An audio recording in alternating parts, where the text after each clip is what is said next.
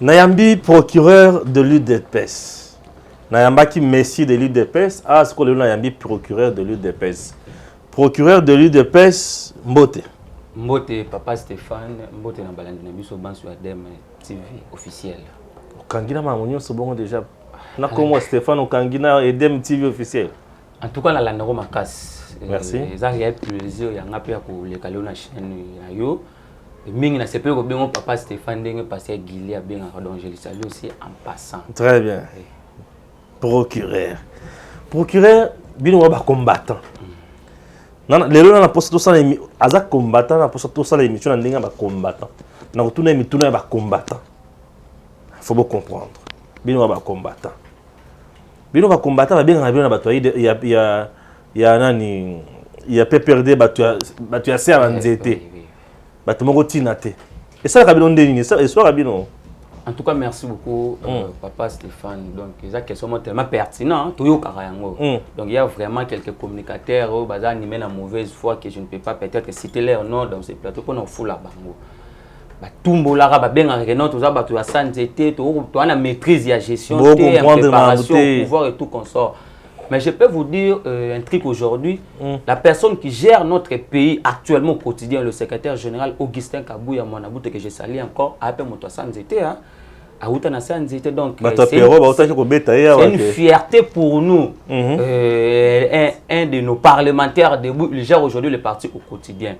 Et puis je peux vous dire encore l'histoire et qu'on retenir qu'il y avait des gens qu'on a sous-estimés dans ces pays où l'autre a gestion à choses publiques. Alors, c'est pour vous dire quoi? Ils ont un bateau où ils ont maîtrise à Makambote. Bateau ils sous-estimé. Même le président de la République, quand il est arrivé au pouvoir, vous voyez qu'il y avait vraiment beaucoup de gens. Où ils ont remettre en cause Boebi Mokonzi Mboka. Où ils ont dit mais aujourd'hui, où en sommes-nous? C'est pour vous dire quoi? Nous, l'UDPS, tous à parti à Yambo Mboka Nabiso, où tous à 37 ans à l'aide depuis l'opposition pour arriver au pouvoir. C'est que nous avons l'histoire, le roi à l'intérieur Afrique du Sud. Parti au Zambie et tout consort. C'est pour leur dire quoi? Tous ces partis politiques, il y a bateau, cadre. Ce sont des partis politiques créés quand on va commun à pouvoir. Mais l'UDPS a été créé quand nous étions dans l'opposition pour combattre tous les régimes dictatoriaux, en commençant par le maréchal Mobutu, Mouzé Laurent Désiré Kabila, purement avec son fils, que je doute encore jusqu'à preuve du contraire. Mais c'est pour vous dire quoi? Biso le tout ça la gestion de choses publiques par rapport à combat, par rapport à Makambo, tout ça là qui n'a pas. Mais balobi Augustin Kabouya ya bana oteka mazout azonga oteka carburant. Donc on a débat à caniveau papa. Olandi ka moi eloko na. Nalanda ki pe Claude Molisho. Nalanda ki yango donc eza débat de caniveau to ko permettre te na respect bato balanda ka biso. Le loso ba ko lo ba ki Augustin Kabouya za ko te donc moto no so na parcours na ye na vie. Donc on peut aujourd'hui dire que nous avons moto mota botama comment ba mon pouvoir. Même Kabila o ba ko défendre lelo. Kabila hier était là-bas à Brousse plutôt. Kabila quand il est arrivé au pouvoir dans ces pays, na maintenant so Kabila zuna mboka. Et c'est Kabila zalaki na ngota moyaki na bokonzi. C'est pour dire quoi? Augustin Kabouya n'a pas roulé carrosse aujourd'hui quand nous sommes arrivés au pouvoir. Voir même Jamar Kabound. À cette époque-là, mais comment ce Kabound peut construire pour les 350 000 $ et tout comme ça. Mais les gens oublient quoi? Kabound qui est aujourd'hui le président intérimaire Assemblée nationale. Hier, il était le secrétaire général. Non, le président intérimaire a eu des excusez plutôt, le premier vice-président de l'Assemblée nationale, le président intérimaire de l'UDPS. Hier, quand nous étions dans l'opposition, il était le secrétaire général. Il y a l'UDPS dans l'opposition. Et il parlait, vous voulez me dire que Kabound plutôt, c'est que là, la Libanda, toi, voir même Augustin Kabouya, il y a un convoqué matinée devant Batou pour dire que non, à Banda, Bacomex, donc tout ce qu'il a gagné, ça coûte dans la politique. Yemora Loba yango allez lui demander comment il s'appelle encore. C'est aussi l'un lié na biso na union sacrée. Son nom vraiment m'échappe. On va travailler avec Augustin Kabouya na ba commerce au Kabouya za qui c'est jaye ko sala à cette époque là. Donc il y a débat autour ko soulevant on na plateau ça ba débat de caniveau bato ba ko comprendre makambote à la place de parler nation, à la place de parler pays, beaucoup sont ça bato na biloko. O ça vraiment na débat et ça siko ba combattant na poto groupe ya Boké Chua Yambo. Modèle ba ofinga fachi modèle ba ofinga bino ba comprendre te nini okoki ko répondre na Boké Chua Yambo. Merci beaucoup. Vous voyez elengi ya pouvoir na biso c'est parce que zala mingi na lingala po tango ko kitsaka mingi na lingala. Merci beaucoup, merci. Elengi ya pouvoir na biso ezake motonio solelo il est libre de donner son avis.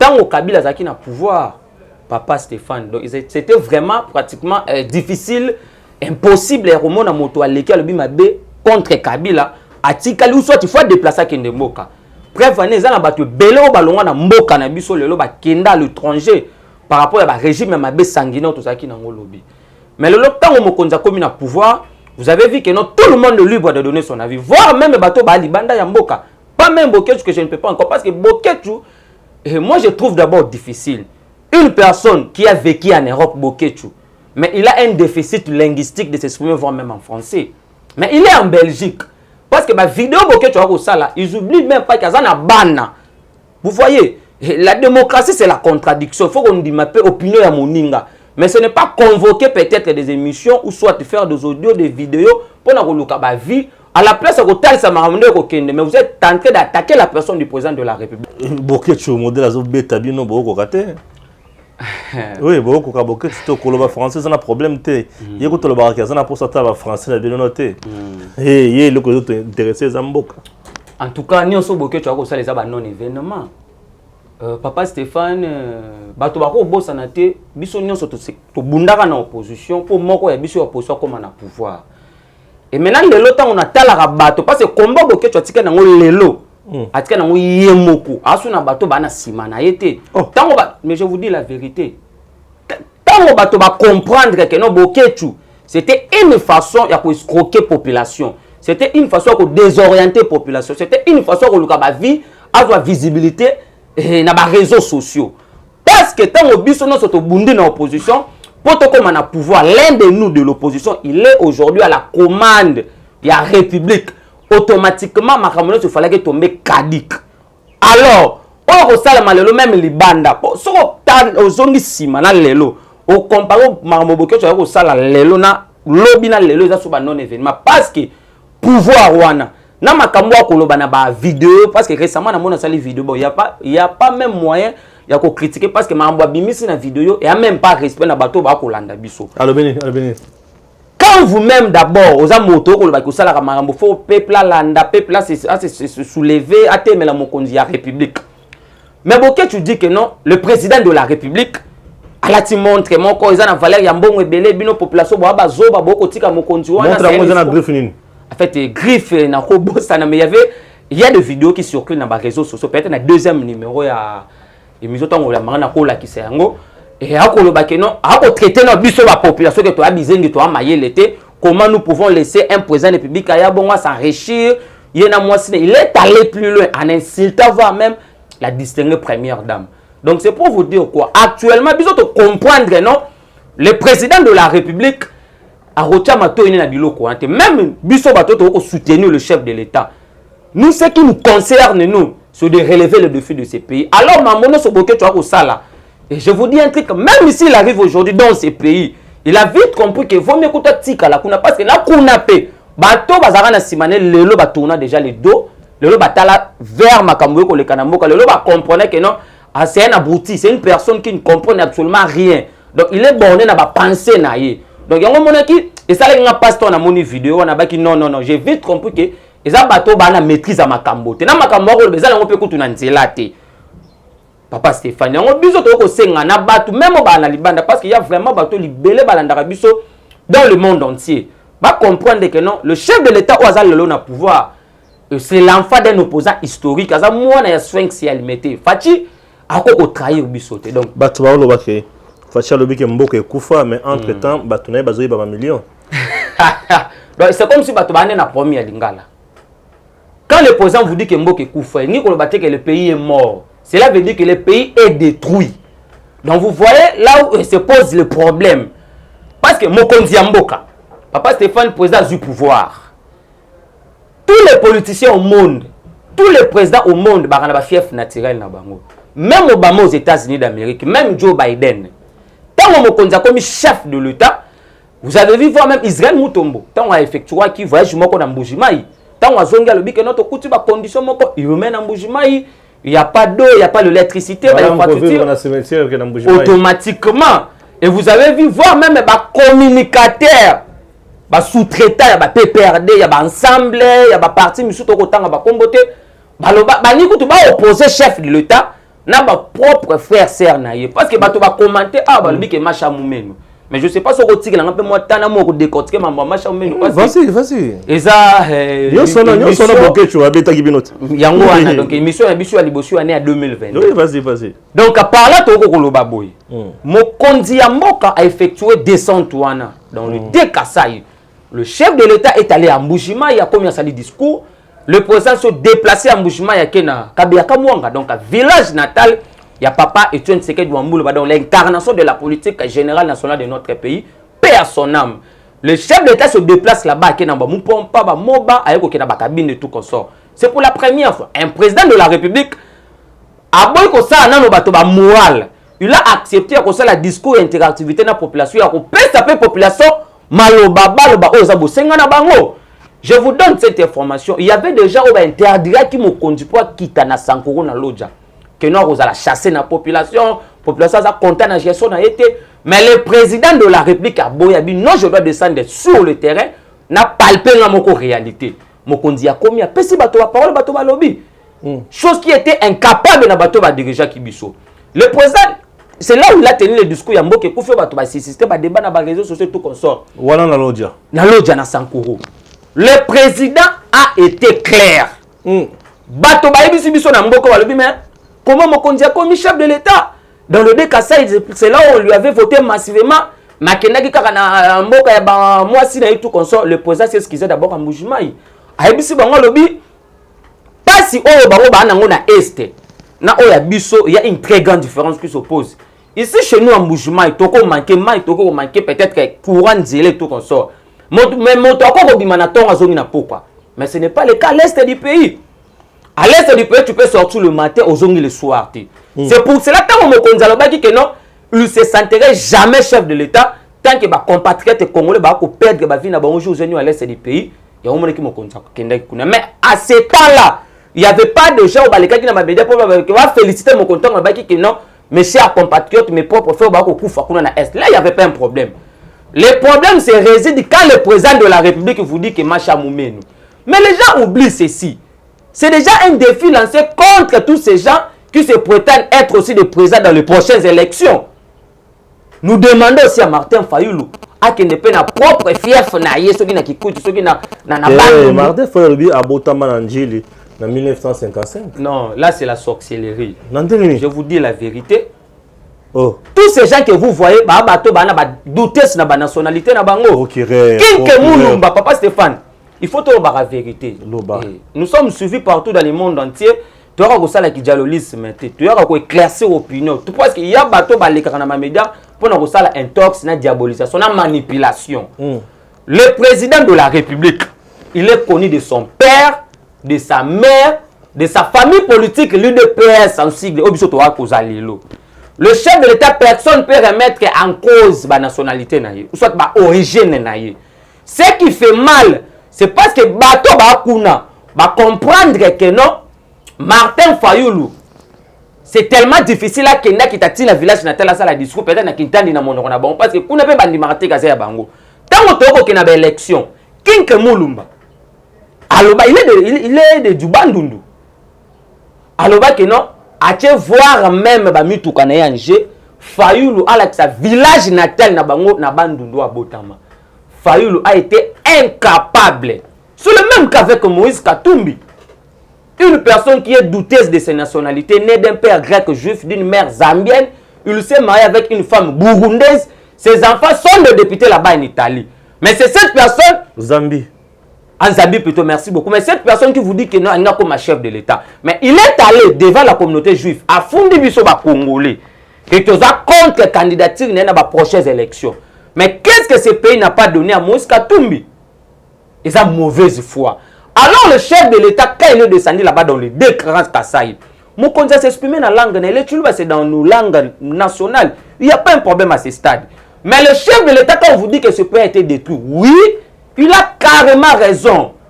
Donc ça ne peut pas voir même faire débat dans des médias locaux, voire même internationaux.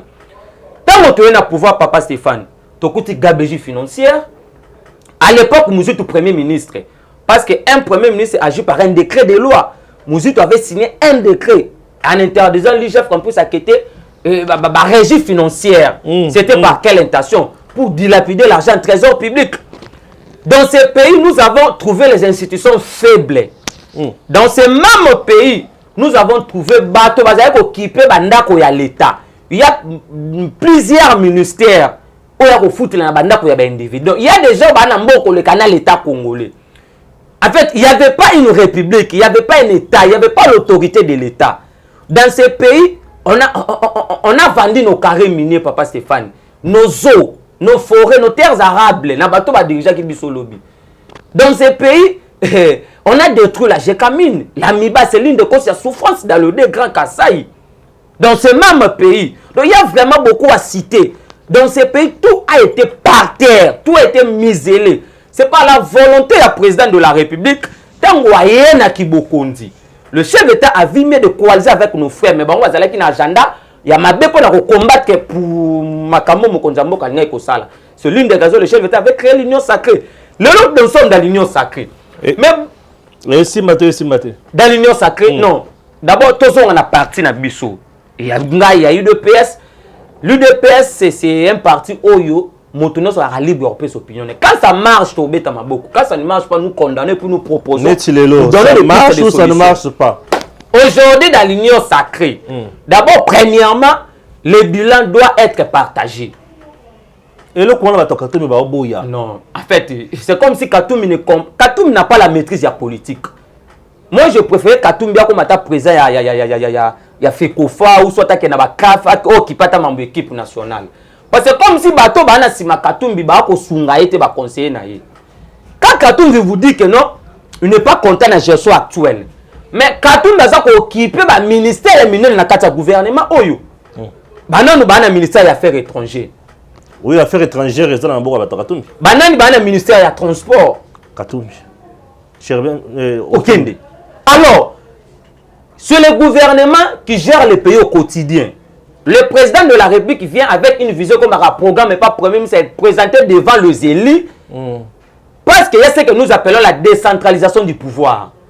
Quand il y a des problèmes dans le secteur X ou Y, sur nos parlementaires, il faut interpeller le ministre de la gouvernement pour répondre.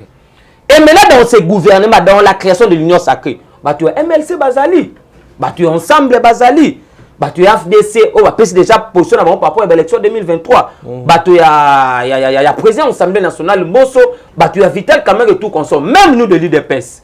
Parce que dans le 57 ou 56 ministères, nous l'UDPS, on a combien de ministères? Le bilan ne va pas être partagé. Le bilan, on va la partager parce que combat la bus sur les lots. Et c'est à tout bout en 2023, tout doté majorité propre à la chef de l'État pour concrétiser encore ma vision de Kobongi Samboka. Très bien. Chers compatriotes, procureur de l'UDPS, n'a pas été coup sur coup. Un procureur, vous avez coup sur coup. Oh là. N'a pas d'abord. Ah, ok. Coup sur coup. Bah, le dit que l'UDPS, ils ont parti médiocre, PPRD, ils ont parti des masses. Vous allez répondre à India Omar. India Omar, il a passé. Ils ont passé parce qu'ils croyaient que non, Kabila allait s'éterniser au pouvoir. Oh, on va bien partir à cadre PPRD, mais Kabila a le discours à l'objet. Il a été mal entouré. Mais alors que Kabila a dit, si j'avais 15 collaborateurs, j'allais redécoller le pays. Là, ce sont les propos de Kabila, patron de India Omar. Alors Kabila a été entouré d'un éminent professeur. N'a économiste, n'a juriste, n'a professeur avéré. Mais comment Kabila relève qui défie en Mbokate? Donc vous voyez là où s'oppose un problème. Mais l'UDPS, parti où ils ont négligé depuis longtemps. Parti où ils ont traité même Jean-Marc Aboun pour un rien. Parti où le président Pibi n'a pas étudié et en Europe il vendait le président. Ça se dit dans les réseaux sociaux. UDPS va maîtriser, va négliger plutôt. Mais où en sommes-nous avec la Kabylie? Où en sommes-nous avec la coalition FCC Cash? Na batu oyo ba médiocre, bato ba na maîtrise ya gestion la Rex publique, bato ba qui une préparation au sommet de l'État de Balubara. Mais là nous avons un président de la République qui a déboulonné un système de prédateur, un système instauré pendant 32 ans, 18 ans à Mobutu, de 50 quelques années. Très bien.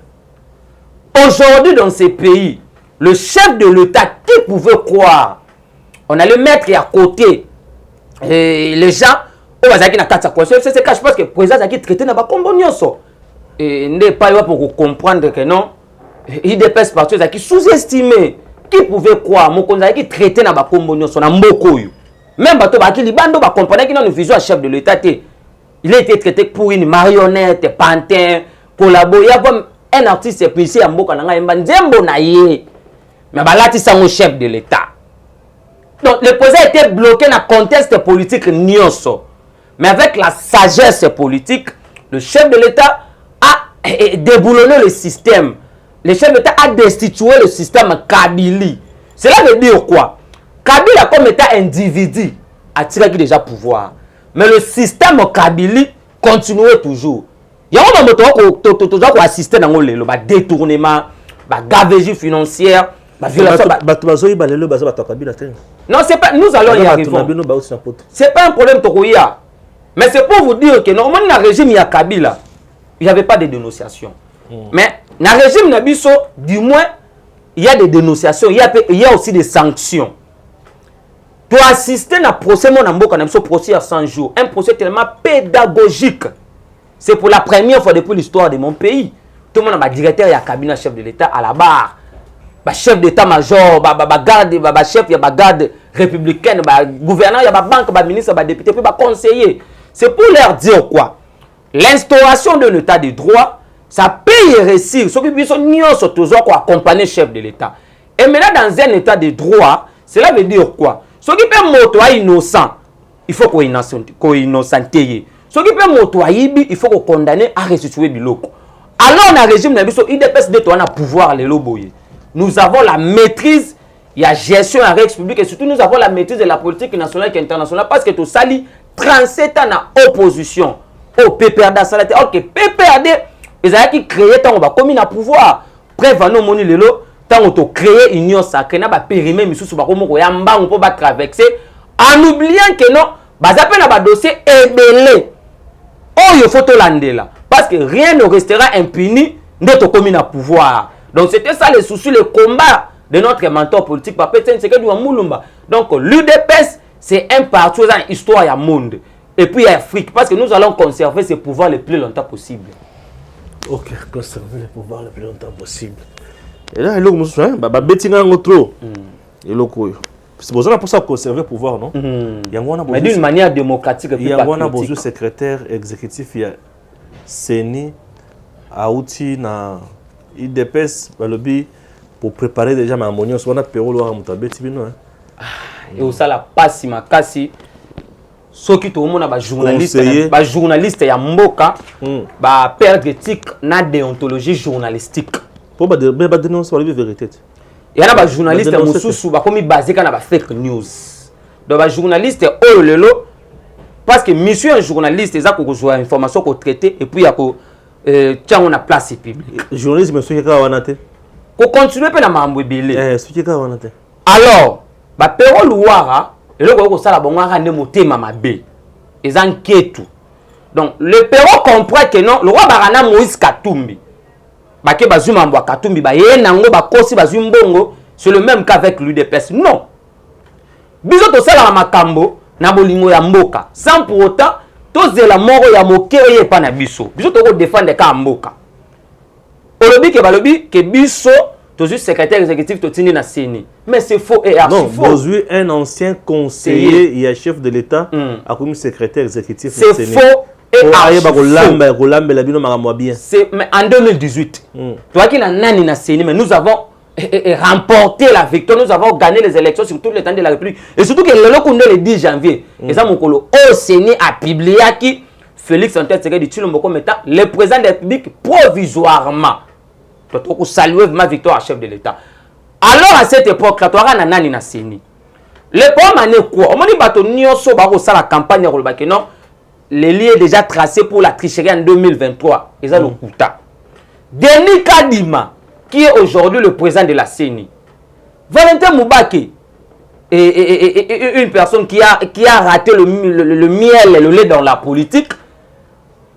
En fait, c'est qui? Motomo Tchukoloba, non, il est en fait, le fameux de l'UDPS, comme c'est pas mon bac.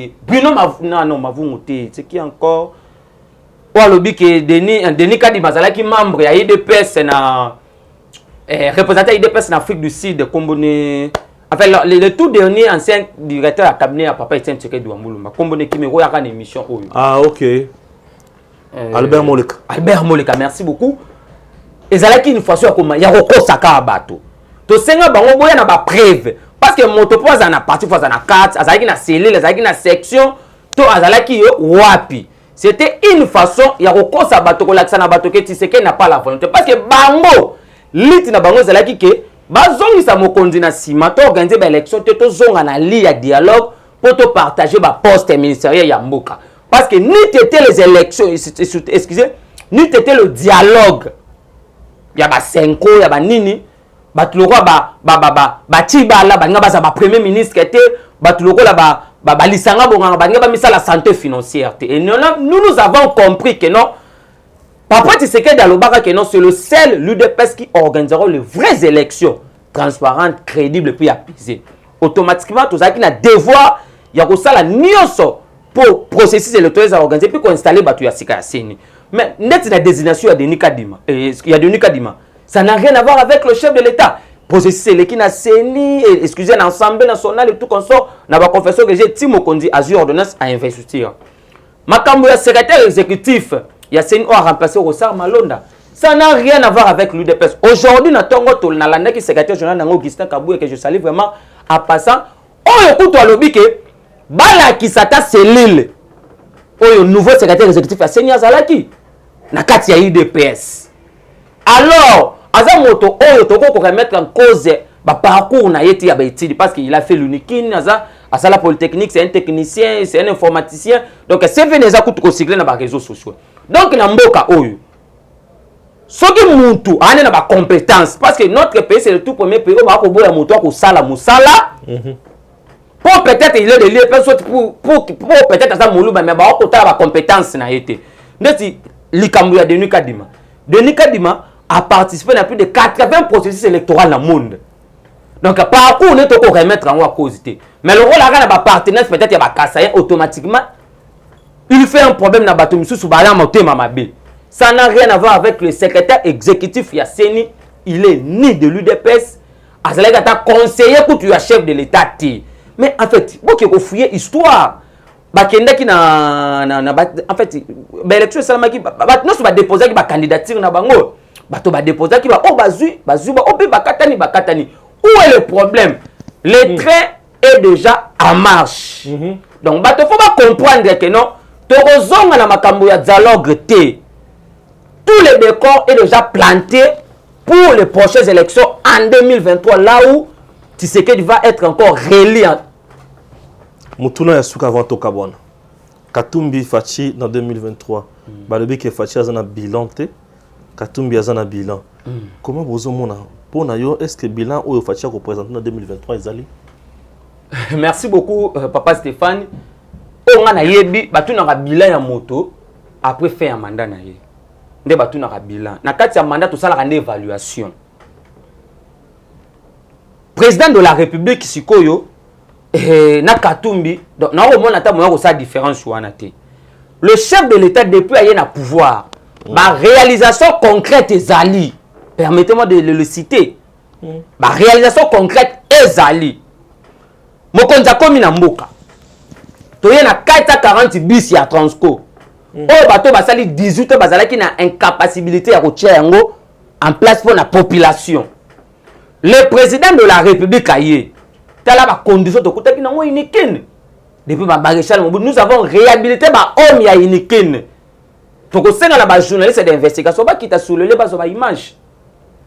Nous avons réhabilité la société nationale chemin de fer Yawa la Katanga.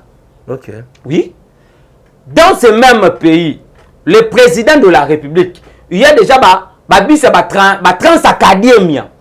Ouais. Pour les étudiants, c'est là où je salue vraiment le ministre Cheriban Okende.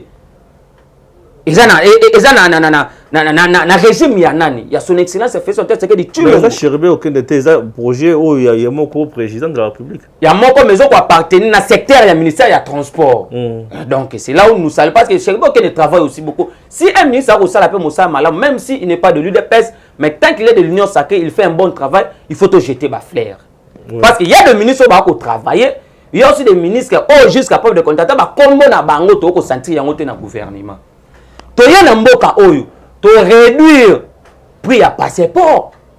Papa Stéphane, mbongo ya passeport à l'époque, ça a na poche ya individu. Le quoi ba Zoé, ba Jeannette Kabila, mbongo kutu ya ba permis de conduire. Et ça a na ba poche ya bato ba ya ko entourer la Kabylie. Nous avons réduit le prix à passeport ya ba Congolais. Donc ce n'est pas l'UDPS qui a gagné. C'est le peuple congolais, le Congo qui gagne. Toye na mboko to réduit ba prix ya ba billet ya ba avion intendit à République démocratique du Congo.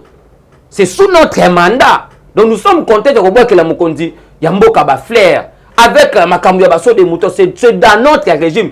Nous avons ressuscité l'UGF. OK.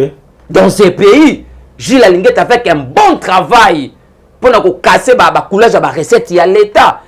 Lelo vous avez vu et le ministre des Finances vous dit que non. Nous avons en 2021, il y a une réalisation à 6 milliards de dollars au bassin de la régie financière. Donc c'est un record historique depuis que le Congo est Congo. Nous avons augmenté le réserve de change à 1,8 milliard de dollars. Mais Jean-Marie Kassambaleka de mission pour nous savoir que Kabila avait laissé 4 milliards. Pour un pays comme le Congo, avec toutes les richesses naturelles, avec tous les atouts en Ango. Il y a des réalisations concrètes au Mokonza au Sala. Mais le problème c'est ceci. Il y a un déficit communicationnel au niveau de la présidence de la République et puis au niveau de la partie. C'est là où moi j'avais vu de demander au secrétaire général Augustin Kabouya. Il faut que nous communiquer pour que la population sala malamu. Papa Stéphane. Donc c'est ça, il y a vraiment beaucoup à vous dire, mais l'État peut être sous défaut. Très bien. Merci Nagims. Tout le temps,